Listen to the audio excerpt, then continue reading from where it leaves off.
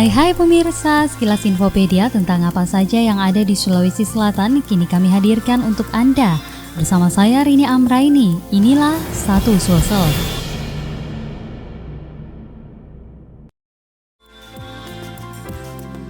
Pemirsa GoTV, Makassar memang terkenal akan kulinernya.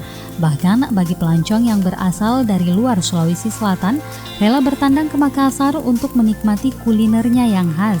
Yaps, salah satunya kuliner yang paling dicari wisatawan yakni pisang epe. Kuliner unik ini hanya terdapat di Makassar sehingga menjadi dessert khas kota Makassar. Nah, warga Makassar pastinya tahu dong pisang epe. Namun belum tentu tahu keunikan dari kuliner berbahan dasar pisang ini kan?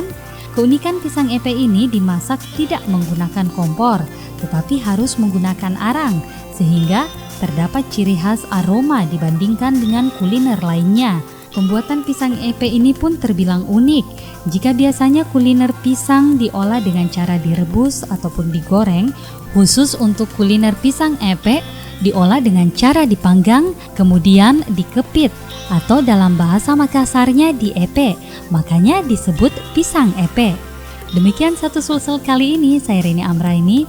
Tetap saksikan infopedia kami berikutnya dalam Satu Sulsel.